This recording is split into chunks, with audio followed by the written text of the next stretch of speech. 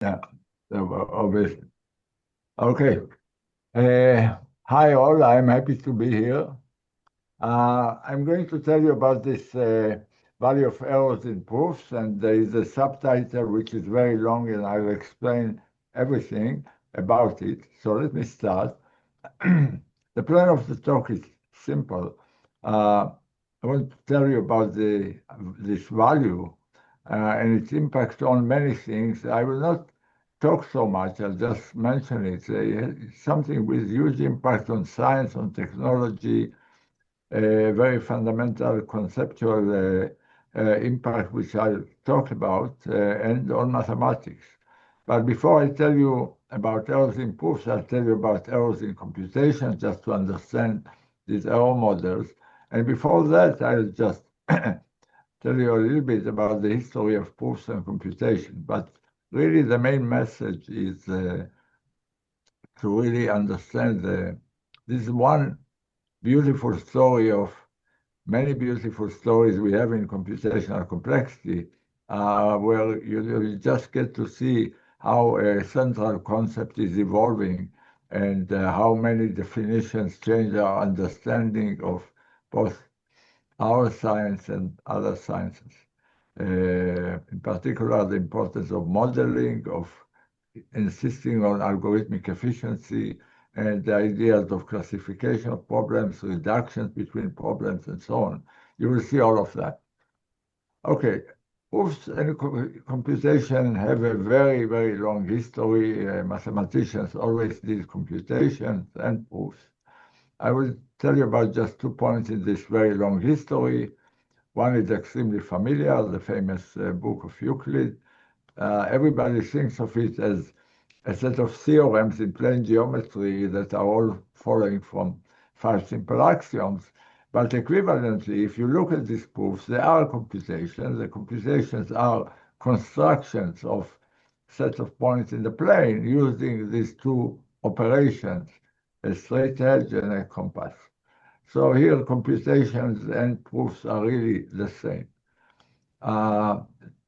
Jumping 2,000 years ahead, everybody knows about Hilbert's dream. He believed that truth in mathematics is really the same as probability. And moreover, he believed that if there is a proof, it can be found by what he called the mechanical procedure, a computation. Of course, this dream was shattered completely, first by the Gödel incompleteness theorem, and then by Turing, by the undecidability theorem. What Turing did to disprove this blue equality is to actually define what the mechanical procedure is. He needed to define algorithms, which today we call Turing machines.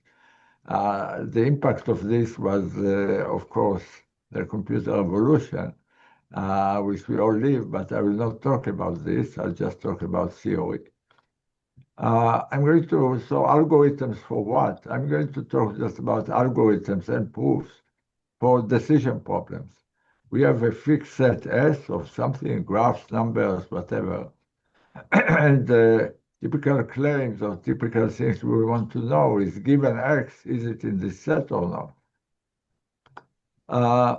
Turing in his paper defined two classes, the recursive sets, namely sets that are computable by finite algorithms which always stop, and recursively enumerable. You can think of them as sets for which membership is provable through finite algorithms. And proving that these two classes are different, in particular that the halting problem is not recursive, was the way he shattered Hilbert's dream. Just as there's an analog we still have no idea about, which is the same question if we replace the word finite by efficient. By efficient, I mean, let's say, polynomial time in the data size. If these two sets, what is computable by efficient algorithms and what is provable through efficient algorithms, we don't know if they are the same or not. That's the big P versus NP question. So it's very analogous. We'll see another definition later of P-verse stamping. Anyway, I want to talk about proofs, and for this I'll start with some examples. About notions like proofs, arguments, what are proof systems, provers, verifiers, and so on. So the thing in your mind should be, what is a convincing argument? For mathematicians, very natural. Convincing argument for what? Let's say for a claim that certain object X is in a set S of objects.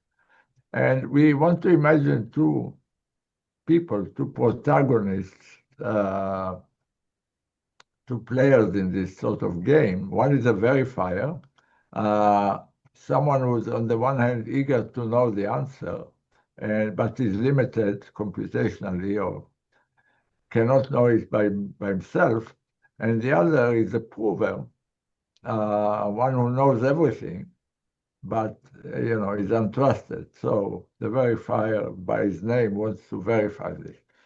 So let's see some examples. So of course, the prover will give some argument to the verifier that the verifier will try to verify. Here's a very simple proof system. It's a proof system for proving compositeness of integers. So a claim would be that some integer is composite. The argument will obviously be two numbers smaller than it. And what will be the verification? Of course, the verifier will check that they multiply to this bigger number. And if yes, it will accept, otherwise it will reject. I want to stress, and I'll stress it many times, verification always has to be an efficient procedure. I mean, a proof system is useless if it's hard to verify arguments. In general, it works for any composite number, of course. The set of theorems in the simple proof system are just the composite numbers. Of course, no prime has a proof of this nature. I want to stress that finding an argument, the prover may be not efficient. In fact, finding factors of a large number is probably a hard problem. At least we base our electronic commerce on such assumption. So what needs to be efficient is the verification. Here's another example of maybe more playful one. It's a Sudoku puzzle. So here claims are things, a given partial assignment to the squares of this 9 by 9 square. And the claim is that this puzzle is solvable. How does an argument look? Well, very simple. You just, fill it with numbers according to the Sudoku rule. So a verification is just, again, a very simple and efficient procedure to test that every row, every column, every 3 by 3 square are consistent with Sudoku rules and with the input. And then again, you accept or reject accordingly.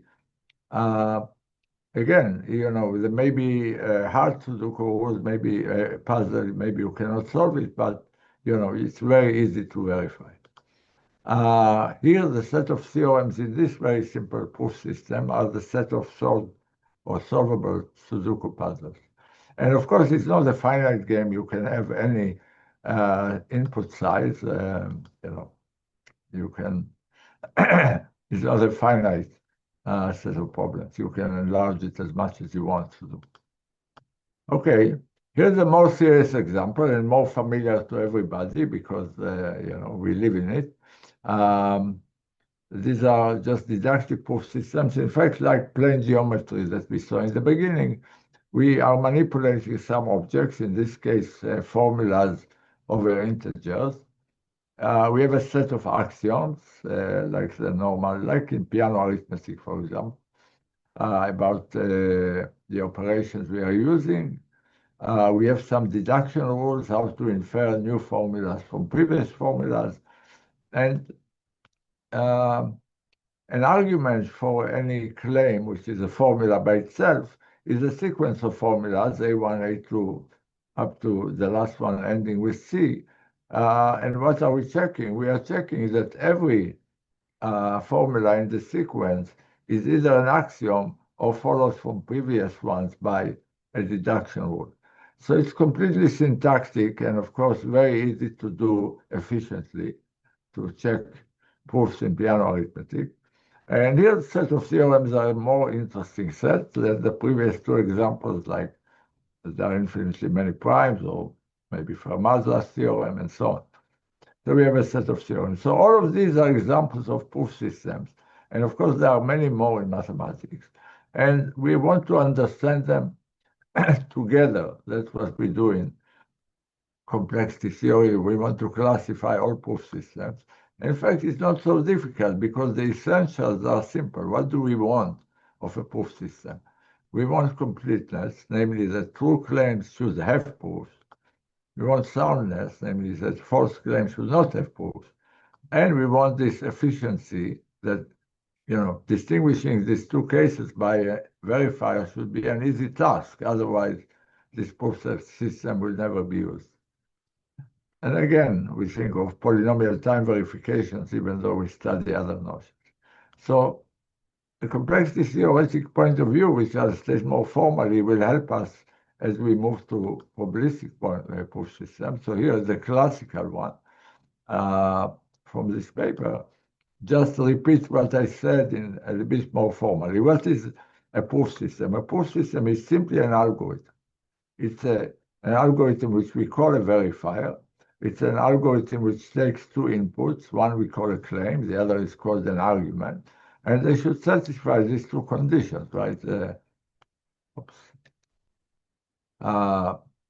Completeness is, if the claim is true, then some argument causes the verifier to accept. This is a happy case, right, where we call the claim a theorem, we call the argument a proof. And of course, we have the other side, where soundness. If the claim is false, no matter what argument you put in the second input, the verifier will reject. Okay, so this is, any proof system, it looks like this. All the previous examples look like this. Set of theorems in the system we denote TV, T of the verifier V. For every verifier, every proof system, we have a set of theorems provable in it. And the collection of all such sets for deterministic verifiers is really the class NP. Everything provable by writing a paper or sending an argument. We saw examples for that. P is the same thing, only for algorithms, verification algorithms that ignore the second argument. They can efficiently determine by whether a claim is true or not by themselves. So this is another way to think about the P versus MP problem. Okay, so this was all the classical stuff. Now we are come to probabilistic algorithms, probabilistic proofs, and errors. So let me start with just a one slide review of what probabilistic algorithms are. I'm sure you all know and have seen such. They start from the basic observation that in nature we have sort of random, unpredictable phenomena, so why not use them in algorithms? In fact, it's a great idea, which has been very useful. So what are probabilistic algorithms? In contrast to deterministic ones, an algorithm A computes a function F if for every possible input, the algorithm outputs exactly the function value, always. In a probabilistic algorithm, you demand, you are using randomness, you're tossing coins, so the output of the algorithm is a random variable. So what you would demand is that this random variable will be equal to the function value with high probability, let's say above 2/3. So this means that sometimes algorithms make errors. Of course, you may be unhappy with an error with probability 1/3, but luckily, you can really decrease errors as much as you like very easily. You can reduce it. If you have an algorithm with an error 1/3, you can run it k times and take a majority vote of the answer. And of course, then the probability that you are wrong will drop exponentially with k. So you can reduce it as much as you want.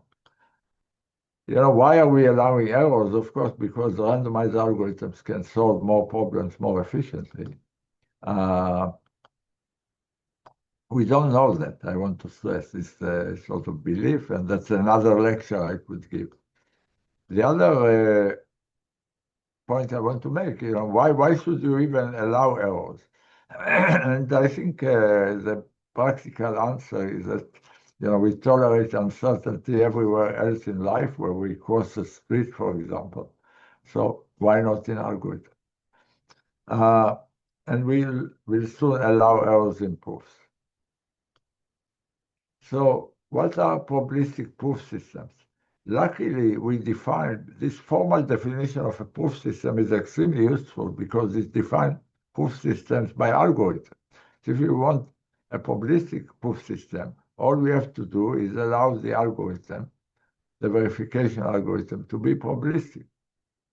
And so we have probabilistic proof systems, and then we want to add that in both completeness and soundness, we allow a tiny bit of error that we can reduce arbitrarily. So this is a very simple way to introduce randomness and error into proof systems. This was done in these two seminal papers. Of course, with proof, somehow it's different. We grow up as mathematicians being taught that this is the only perfectly, provable science. In mathematics, if we say something is true, it's true. It's not going to change by some physical observation. So introducing errors into proof seems like a dangerous game. But we'll play it along, and you'll see that it's very valuable. Of course, the motivation for introducing it was not for proofs of the Riemann hypothesis, but rather for proofs in cryptography that one player is acting as they should in, let's say, picking their public key. So not for serious theorems. But anyway, we'll stick with this definition. We'll see many variations. You can define for the probabilistic proof systems also a set of theorems that they can prove. Perhaps they can prove more. And IP will be the extension of NP, allowing randomness in proof systems, but also allow interaction, which I want to explain now. So I want to talk about these interactive probabilistic proof systems. So recall in NP, we had the deterministic verifier, and the prover was just sending an argument to it, after which it did some computation and accepted or rejected. In the IP model, interactive probabilistic proofs, the verifier is allowed to be probabilistic to toss coins and sometimes have errors, but it's very tiny probability. But another change to the model is that unlike the one message version of NP, and in NP you can, we allow interaction. Interaction means the verifier can ask questions, maybe random questions, to the prover and get answers, and only after this interaction decides whether to accept or reject. Allowing interaction for deterministic verifiers is useless. You can always assume there's only one message because the prover will know what questions it will be asked. But in the randomized case, this, of course, enriches the model. And so we are going to study this interactive proof, IP. For any model introduced, it's always a good question to ask whether it's reasonable. I think it's very reasonable in this, normal way of life in mathematics. We teach classes and we have questions from the students. We interact with other mathematicians and we ask questions of each other. Interaction is very natural. I want to stress that this is not just reasonable. This definition is absolutely a major revolutionary scientific notion, we'll see some consequences, and there are many more I will not talk about. It's absolutely revolutionary. The value is all over the place, and I will not talk much about it. What I'll mention that there are many variations of it that also have many impacts, like these ones. I'm not going to get into this. For me, I want to focus on what it gives mathematical proofs. It allows them to have properties that are sort of paradoxical and do not exist in the classical proof models, where the verifier is deterministic. I'll show you, or I'll mention at least, two such very paradoxical type of proof systems. One, the zero-knowledge proofs. I'll explain this. And one is the probabilistically checkable proofs. I'll explain this also, so we'll see it soon.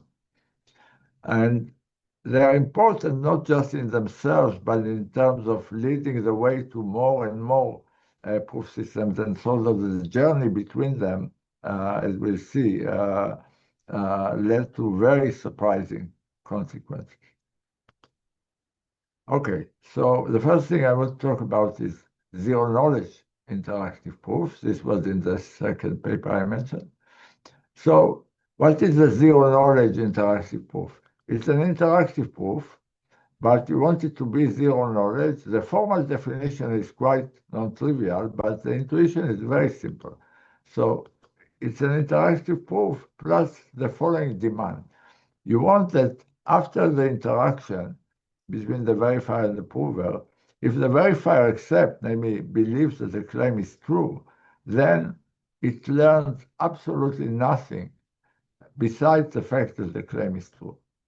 Nothing, everything it knows after the conversation it knew before. This, of course, seems a little ridiculous, especially for mathematicians who hope to learn from proofs in mathematics something they didn't know, and only by this way be convinced.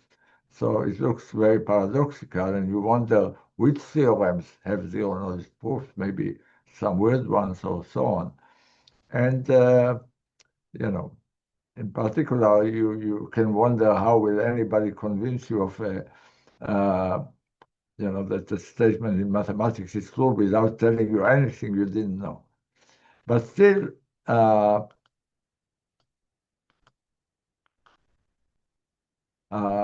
it turns out, it's not just possible, it's universal. Anything that has a proof has a zero-knowledge proof. This is something we proved a year after the definition of zero-knowledge proof was made with Goldratt and Micali. And formally it states that if one-way functions exist, namely, if you believe in cryptography, if, for example, factoring integers is hard, then anything in NP, anything provable classically, can be proven in a way that reveals no information to the verifier. This had a lot of impact. I will not spend much time on it. It was essential for the theory of cryptography, for cryptographic protocol design. It has many applications. It turns out that, against my belief, it's pretty complex to implement in the original definition, but people made it quite efficient. And zero-knowledge proofs appear anywhere in computer systems. There are variants that went into, physical models of zero-knowledge, very interesting ones. Again, I will not talk about it. I want to focus how it led to new proof systems, in particular to the idea of proof systems with many provers. So here's the original, the previous slide really, about zero-knowledge proof systems. And I told you that, anything that has a proof has a zero-knowledge proof. And this comes with an assumption that maybe we all take for granted because we all use cryptography and e-commerce all the time. But still, it's an assumption. And we were wondering whether this assumption is essential or not. So do you need cryptography for zero knowledge or not? And the answer, like many questions, is yes and no. Yes, you do need cryptography. Rafi Ostrovsky and I proved a couple of years later that if you have zero-knowledge proofs for non-trivial statements, this implies one-way functions. So you need cryptography. But still, the answer is no also. So how can it be no? How can you do zero-knowledge without cryptographic assumptions? In a paper a little later with Benor, Goldwasser, and Kilian, we introduced a new model of proofs, a new proof system. This proof system has two provers. So in this model, two provers are trying to convince a verifier of some claim that some X is in some set S, a probabilistic verifier. And the way it works is they all know the claim.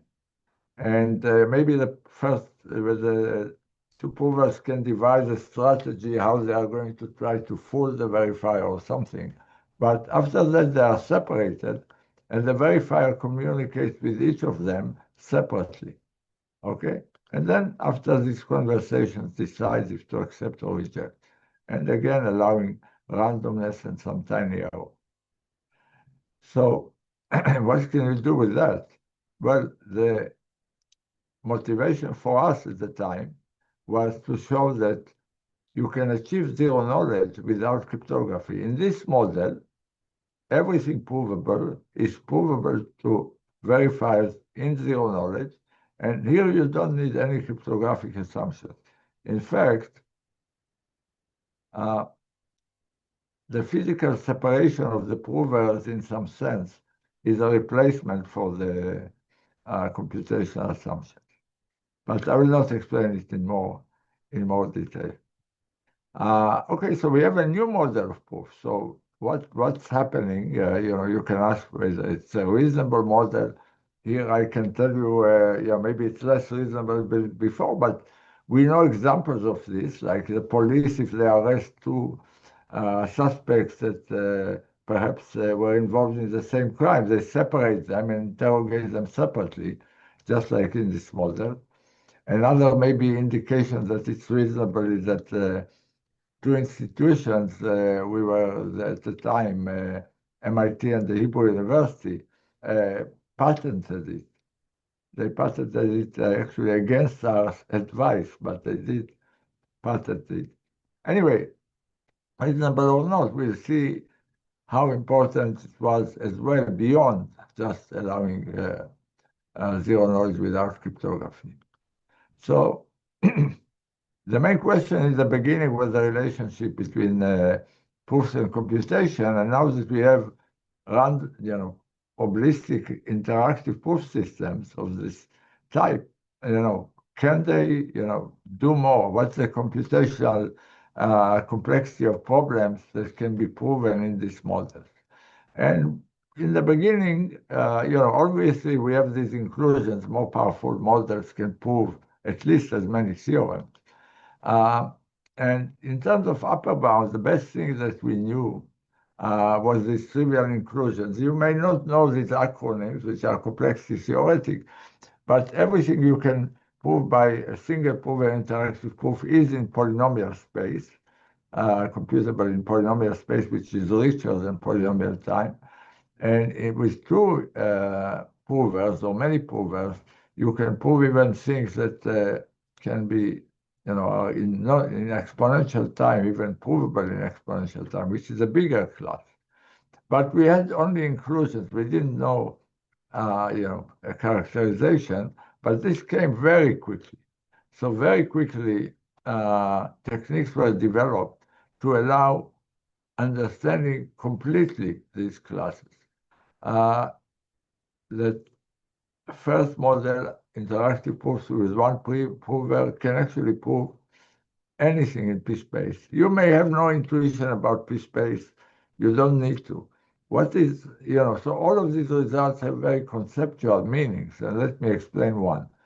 What is p-space? It's the home to all perfect information games, like chess and Go. So what this says, really, is that a verifier can test a player they claim that they have a winning strategy in, let's say, Go or chess. And it's sort of very counterintuitive because we are verifiers usually check existence of a proof. Existence is one quantifier. Here in a game, there are many quantifiers. For every move I make, you have a move, so that for every move I make, you have a move, blah, blah, blah. And only at the end, after many rounds, let's say you win. To check such a thing, the game trees are exponentially large. It's not clear how this can be tested efficiently, and this remarkable theorem says that it is. Second theorem was proved is a characterization of two-player interactive proofs. Turns out, again, it's equal to as big as it could be in non-deterministic exponential time. And here it's just stunning because even exponential time contains statements that require exponential time to compute, but only polynomial time to verify. And the last one, the PCP theorem, I want to tell you in the next slide. Just I want to mention these are mathematical theorems, and here no assumptions are made, in particular no cryptography. Okay, let me tell you about the PCP theorem, again, a quite paradoxical notion. So how do PCPs look like? They look like just normal NP proofs. Prover, a verifier, and the prover just sends an argument to the prover, like in mathematics, writes a paper. But we have a very strong demand on the verifier. We insist that the verifier reads only 20 bits of the argument. So maybe you wrote a 100-page paper with a proof of some theorem. The verifier has to correctly, with tiny error, decide whether to accept or reject after reading only 20 bits of this argument. Maybe randomly located, but only 20 bits. So again, this is paradoxical because our intuition says that you will never find a bug in a very long proof if you look at if you have very few, very tiny portion of it, right? And again, like before, like you can imagine, I don't know what Wiles is doing nowadays. Maybe he's trying to prove the Riemann hypothesis, and when he writes like before, like with Fermat, several hundred pages with a proof. How would you check it by looking at 20 bits? Like before, this notion is universal. Again, everything provable is also provable by an argument, a paper, such that you can check for correctness by sampling 20 random bits in it, and you'll be correct with very high probability. This is the famous PCP theorem that I mentioned in the previous slide. And, it has many consequences. The one that nobody implemented yet, but the selling point would be that we'll have a very easy time referring papers.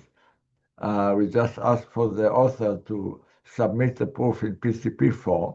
And in fact, that's not a problem because if you have a formal proof, an automatic program will convert it to a PCP version.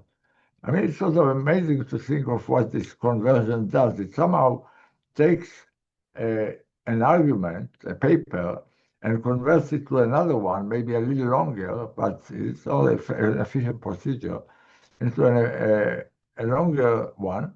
And if the original was correct, then what will be produced is correct and will be, the verifier will accept.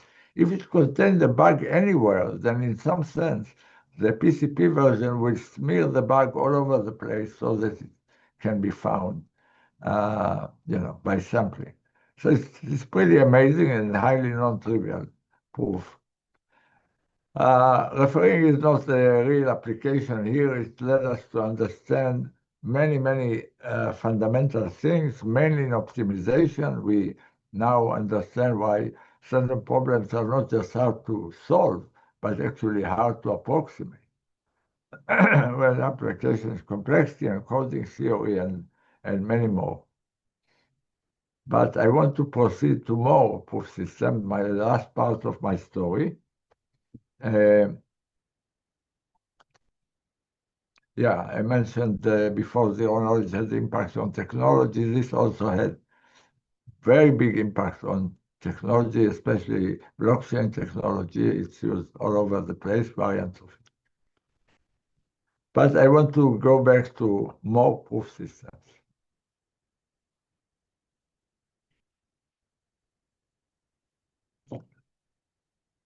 And the next step in this evolution. So we talked about probabilistic interactive proof systems.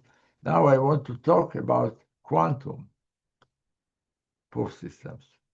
In order to do this, I'll again give you a crash course of one slide about what we know about quantum algorithms, and then we'll move to quantum proofs.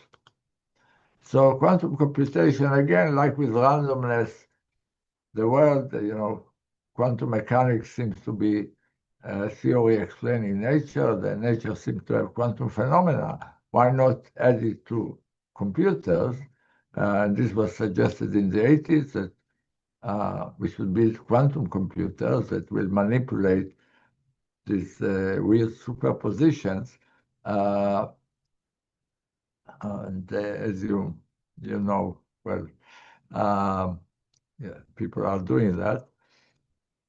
This was formalized into, in our world, we need a formal model, in a quantum Turing machine, basically, and a complexity class, like BPP capturing probabilistic algorithms that are efficient. BQP captures quantum algorithms that are efficient, and they are at least as strong as probabilistic algorithms, but probably stronger. It took time for, there were some toy examples until this amazing, sort of cataclysmic event. Peter Shaw showed that quantum algorithms, so quantum Turing machines, can efficiently factor integers and can efficiently compute discrete logarithms. In other words, can efficiently destroy all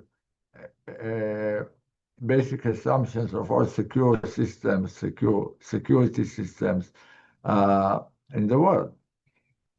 Of course, we don't yet have quantum computers, and this paper had a huge impact, and there were frenzied attempts to, first of all, build quantum computers. They developed the technology to build them, and of course, both governments and companies invested billions of dollars in making progress. We still don't know if it will succeed or not.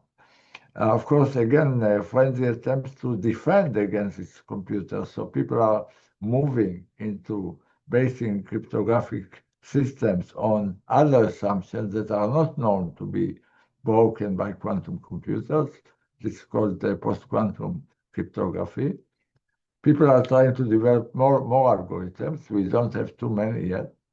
And again, it led to the development of new models, in particular quantum proof systems that I want to tell you about now.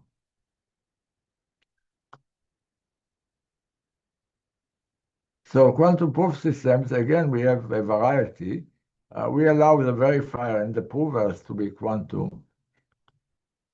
The first paper was defining a version of a single prover interactive proof. When you see a star, this is the quantum version. Okay, like IP, we had an IP star. And it took a decade. These objects are harder to understand, even though we know the technology, we have the proof methodology for interactive proofs classical. This requires much more. But it turns out that if you have one prover, whether quantum or not, it's the same power. It cannot prove more theorems than proof systems with one prover that are classical without one. That was one prover. Then people define many provers, like two-prover systems, the analog of what we saw before. And here, the story is more interesting. Again, it took many years to just understand that with quantum, the power is at least as big as without quantum. It's not trivial because both the verifier is strong and the provers are strong. Still, people believe that this will be the end, and also in many prover systems, you don't get anything more than, like in one prover system, this will be equal. But this, again, amazing paper shows that you can do much more. You can do problems, you can efficiently prove in this many or two-prover proof systems, you can prove things in doubly exponential time. So it can do strictly more than two-prover systems that are classical. And that was very mysterious and very, not clear how to understand it. But in particular, it begs the question, what's the limit? So how much, what kind of claims or languages can two-prover interactive proofs do? And this really fundamental paper, both for computer science, for mathematics, came that shows that with quantum interactive proof systems with two provers, you can prove everything in RE. I remind you that RE is a class of problems that Turing defined, which contain uncomputable problems. So you can efficiently prove in the system statements about problems that are not computable by any algorithm. This is sort of remarkable and very hard to comprehend. And at this point, you might say that okay, this computer, complexity theorists, are inventing these weird models, and it should be no surprise that you get weird results. And this should belong in some, esoteric corner of the field. But in fact, it's just the opposite. So even before it was proved, it was known that it will have amazing consequences, and it does. This result seems to impact mathematics in providing counterexamples to many conjectures that are very famous and central. In quantum information theory, it answers the Thierson problem. This is about the nature of measurement, the most basic thing in quantum information theory. In von Neumann algebras, it provided a counterexample or many counterexamples to the Cohn-Belling conjecture. This is very central. Just last year, a 500-page book by Gilles Pizier. You are analysts, you know about Gilles Pizier, and you know about the history and importance and all attempts on the Cohn-Belling problem. He said he learned about this result, but he was in the middle of finishing his book, and he finished it, but he realized that it may have been futile.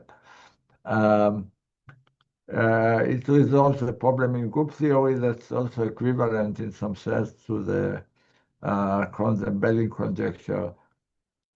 And just what really it is, this result, MIP star equal RE, is a 200-page paper which contains a new proof technique in mathematics. You may know or may not that these conjectures are about approximating an infinite object by a sequence of finite objects of various sorts. And some of this proof technique enables you to argue that there is no such approximation in certain settings. In fact, there's more known today. Recently, what's the name of this conjecture? I remember it, but was proved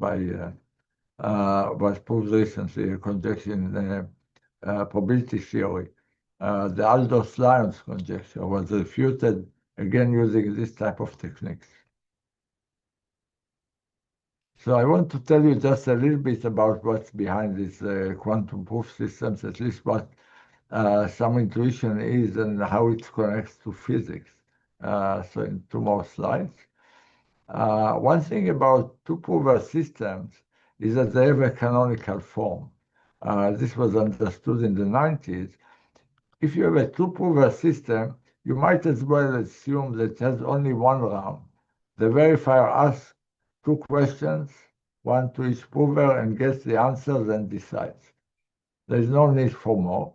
And if you have this point of view, then you don't you can think of two-prover systems as a game. Obviously, you are interested to what extent the provers can fool the verifier into believing something wrong. So everything is about the probability that the verifier accepts.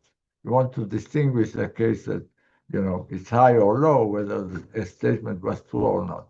So really, what you care about is what's called the value of the game, is what's the maximum probability that the verifier, which is defined by its decision to accept or reject this fourth tuple, based on the questions he asks and the answers he gets, he decides. So we want to ask what's the maximum probability the provers can have to convince him to accept. So that's called the value of the game. This is in the classical setting.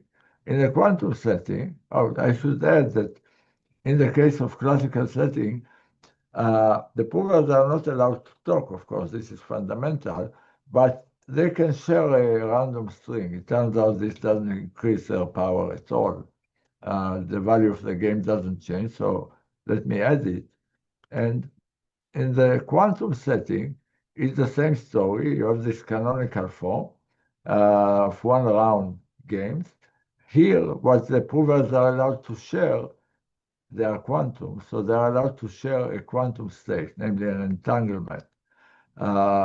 It's a form of quantum correlation for those who never saw it.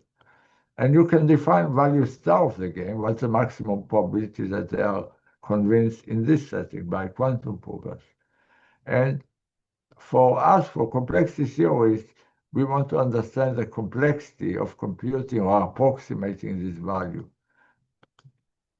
And how hard is it to approximate to a constant factor? That's really, we know there is a gap between accepting and rejecting of true and false claims.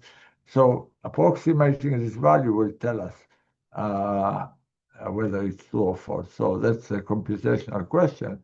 And for complexity theorists, the question to ask, which were answered, is characterizing the computational power of these two-proof systems, which we saw before. But actually, if you look at the picture like this, then it existed in almost the same format a century earlier, here at the Institute for Advanced Study. If you sort of squinted this picture, you get back to the EPR experiment in 1935, which you should look at this picture of, two photons after a collision, going at the speed of light in opposite direction, and then there are detectors at the other side trying to see if they can talk to each other faster than the speed of light. This is so you can imagine this is a sort of two-prover proof system. This is the experiment suggested by Einstein, Podolsky, and Rosen to test quantum mechanics, which he didn't believe in. And here, they had the same models, in fact, the analogs of 2IP and 2IP star. These are the detectors. Here, in the quantum setting, they called it a non-local game, which didn't make sense to them. And this possible quantum correlation, they called the spooky action at a distance, which Einstein didn't believe. And they were wondering whether it can be, maybe it's just quantum effects can be simulated classically just by randomness, which they called hidden variables. So really, it was very, very similar. Of course, what they were interested is whether quantum has more power in terms of convincing probability. And In fact, they were able to demonstrate that the quantum proof systems can do more, can have a higher probability of convincing the verifier. And let me talk about this in a bit more detail.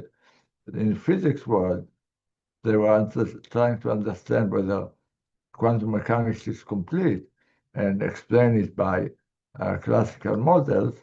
But the sequence of results, starting really with the famous Bell inequalities, they managed to devise games, namely verifiers, for which the value star is strictly bigger than value.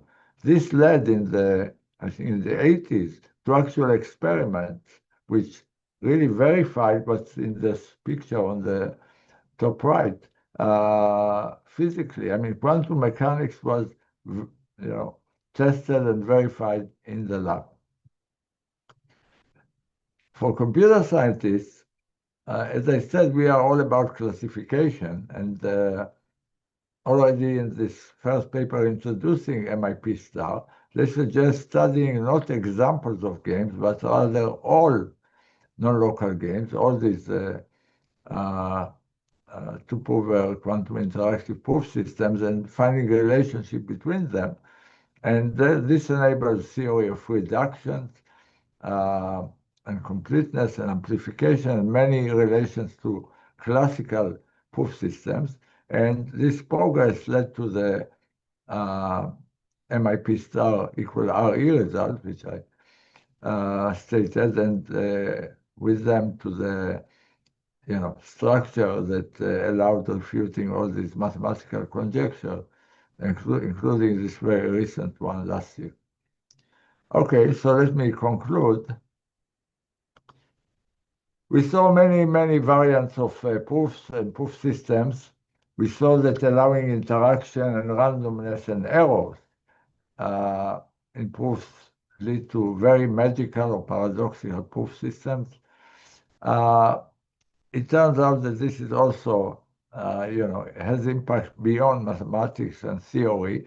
And the scientific impacts I didn't talk about, mathematical impacts I did talk about, and societal, well, technological impact. One thing that happens a lot in complexity theory, and we see it all in this story, is connections between many subdisciplines that both play a role in, arriving at proofs of these theorems, these characterizations, are also in the mathematical impact. And I will just stress again that this sort of methodology of the field of classification and completeness reductions and insistence on efficiency of the actors is absolutely important. Anybody wants to know more about complexity theory and theoretical computer science? I wrote this book a few years ago, and you don't have to buy it. It's free on my website, and it's written in order to enjoy and learn. So it's quite non-technical and has very easy entry level. Thank you. Thank you so much, Professor Avi, for this really nice talk. Well, it's time to question of remarks.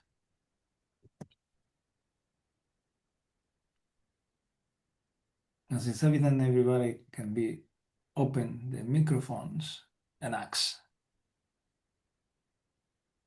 I just have one remark. It's amazing how, I never realized that this is so interesting that you can get asking so trivial question, how to prove something, to get even from nothing to get a lot of very interesting things, even in quantum physics and so on. I mean, I'm really surprised that I never hear something like that. Yeah, it's many of the results surprised many people. It was not like the field knew where it was going exactly, but it knew that it was going in a good direction. These questions are inherently interesting for understanding computation. Proofs are very essential for computation. And there are many things I did not tell you about. Studying proofs, like proof complexity, which one area I like a lot. And yeah, there are connections to logic, obviously. And yeah, I think that kind of questions that arise for purely mathematical reasons often lead to surprising results and also surprising technologies in both. Yeah, it has impact on both sides. So I would recommend your book to my students for sure. I have a lot of math students that are very interested on these kind of things. And I there will are just many more need to things. read that. There are many, many more things. So thank you very much. I was amazing. I confess that at last for me, some parts of the talk is like magic. Yeah, Some I parts didn't are talk much extremely about. hard to understand. It's wow. And looking the paper, many paper from the 80 and from the 90, with many of that results incredible. Yeah, it's. Wow. I must say it's I've been in this field 45 years. I'm you know Wow. it's amazing, and I keep being amazed by things that are happening. It's yeah, lots of fun. Yeah, so I want to make a question. Yeah, I'm sorry for my ignorance, but I'm not sure. I'm sure I don't understand many of the things you have said. But then there is all these initiatives like people like Terry Tao and Christoph Thiele of around this Linux program to verify the proofs of Yeah, many difficult theorems. So how does all this fit with the kind of things you are telling me? If there is any it fits connection, that's with what. it fits with the classical story. It's all deterministic. Yeah. It's all for deterministic for verification. It's all in order to turn the papers we write in English or maybe Portuguese, I don't know, but let's say English, into formal mathematical proofs so that they could be automatically verified. This is especially important now that AI is generating proofs, and we want to verify them. So we want a good language useful for verification. So these are formalization projects. That's how it's called. I think it's very important for mathematics, even without AI, because verifying proofs becomes more and more complicated, especially when they are using a lot of computer work, right? I mean, many people use computer searches in order to, as part of their proofs, in order to verify proofs in mathematics. This verification is very important. So, but it fits not in all the main part of my talk, which talks about probabilistic proof systems or quantum ones. It's unrelated to that. It's I'm sorry, it is what? It's Is not related to the yeah. stuff I talked about. This is in the classical model of proofs, where there's a prover who sends a message to the verifier, namely writes a paper, and the verifier has to decide if to accept or reject, so to believe the proof or not. It's about the classical way mathematicians work. But then, We want to verify yeah. mathematically the But truth then of the. are you suggesting that maybe a better strategy is to add some kind of randomness in the way you are trying to detect I'm the I'm I'm not suggesting it for these projects. Of course, it is natural to want to have not just lean proofs. It would be better to have PCP proofs so that they can be verified much quicker.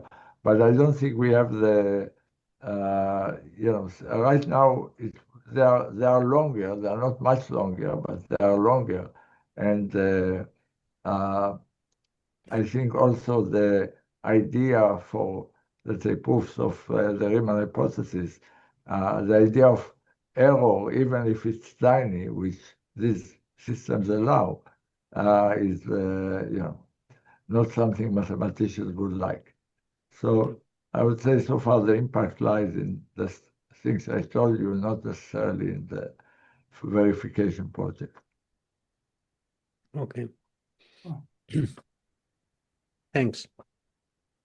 Well, more questions or remarks? Yeah, I understand. For many of us, this is like magic. It's incredible. It's completely different paradigm. Okay. Thanks. Okay, great. So yeah, thanks for inviting me. No, thank you so much for accepting our invitation and for this really nice talk. I will put the talk in the website of the seminar, and thank you, Sure. Professor Avi. Thank you to everybody to be here today in the afternoon. Bye-bye. Bye. Bye-bye. Thank you so much.